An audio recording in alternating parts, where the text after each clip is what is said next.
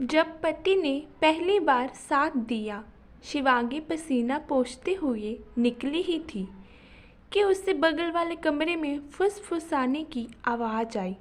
शिवांगी ने बगल वाले कमरे में झांका तो देखा कि उसकी सास सरिता देवी अपनी बेटी से धीमी धीमी आवाज़ पर फ़ोन पर बात कर रही थी।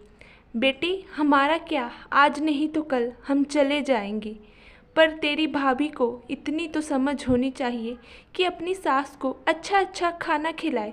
जब देखो तब दाल रोटी बस यही सब खिलाती रहती है। भला रोज़ रोज़ यह कौन का खाना खाता है। तेरी भाभी सुबह 7 बजे उठती है, जबकि बहुओं को सूरज निकलने से पहले उठ जाना चाहिए। कपड़े धोने के लिए मशीन लगाती है, झाड़ू पोछा के लिए तो काम वाली बाई लगा रखी है। हम तो अपने कपड़े अपने हाथों से ही धो लेते हैं। भला काम वाली बाई के हाथों का काम कौन पसंद करता है। शिवांगी ने सब कुछ सुना और अपने कमरे में जाकर बैठ गई। उसकी आंखों से आंसू आ रहे थे। वह अतीत में खो गई।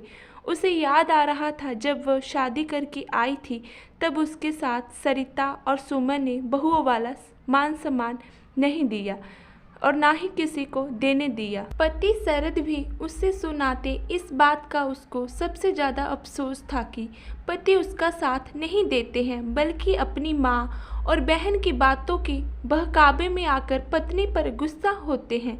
एक दिन सरिता का पारा इतना ज़्यादा चढ़ गया कि उसने शिवांगी के माता पिता को भी भला बुरा कह डाला, पर उसके पति चुपचाप सुनते, नहीं तो अपनी माँ का साथ देते। अब तो शिवांगी को आदत सी हो गई थी। शिवांगी को ताना सुनने की आदत इस तरह हो गई कि वह अपने आप को भला बुरा कह डालती, पर कभी पलट कर जवाब नहीं देती, क्योंकि उसके संस्कारों के खिलाफ थे। अपने मायके में वह कभी नहीं कहती, क्योंकि उसके माता पिता की उम्र हो चली थी। वह उनको कोई टेंशन नहीं देना चाहती थी।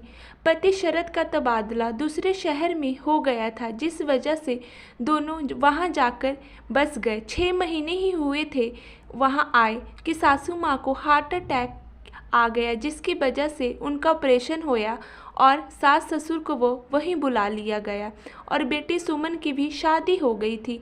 सरिता जी अपनी बेटी को सारा दिन अपनी राम कहानी सुनाती रहती। मम्मा मम्मा कहते हुए जब सोनू शिवांगी के पास आया तो शिवांगी की तरंग टूटी।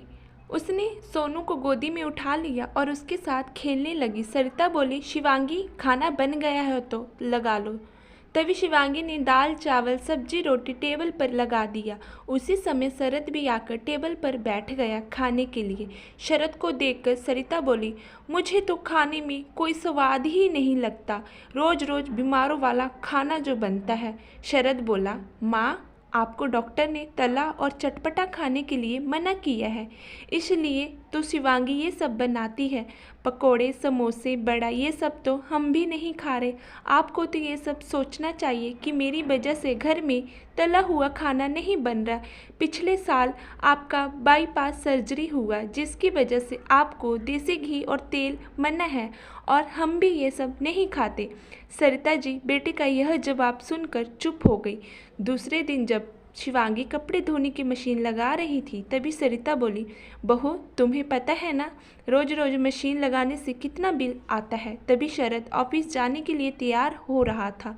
यह सुनते ही शरद बोला, हाँ जानते हैं बिल कितना आता है और बिल मैं भरता हूँ, आपको चिंता करने की कोई ज़रूरत नहीं है। अगर शिवांगी दिन भर कपड़े बर्तन करेगी तो दूसरे काम कब करेगी। सरिता फिर चुप हो गई।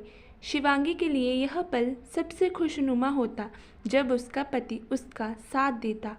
आज शायद पहली बार शिवांगी के लिए गजरा लेकर आए थे शरद, और वह अपने हाथों से उसके बालों में गजरा लगा रहा था और शिवांगी को बोला, हो सके तो मुझे माफ़ करना। शिवांगी बोली, क्यों? शरद बोला, एक रोज़ जब मैं अपने कमरे में ऑफिस का काम कर रहा था, तब मैंने माँ को सुमन से तुम्हारे खिलाफ बातें करते हुए सुना और तुम्हें भी वह बातें सुनते हुए देखा और तुम सब सुनकर अपने कमरे में जाकर रो रही थी। तब मुझे पहली बार एहसास हुआ मैंने ना जाने कितनी बार तुम्हारा जाने अनजाने में दिल दुखाया। शिवांगी बोली, आप समझ गए और आपने मेरा साथ दिया। यह पल मेरी ज़िंदगी का सबसे खुशनुमा पल होगा। इसे मैं कभी नहीं भूल पाऊंगी। प्रियो मित्रों, अगर ये कहानी आपको अच्छी लगी तो लाइक कर दीजिएगा। कृपया कमेंट करके ज़रूर बताइएगा।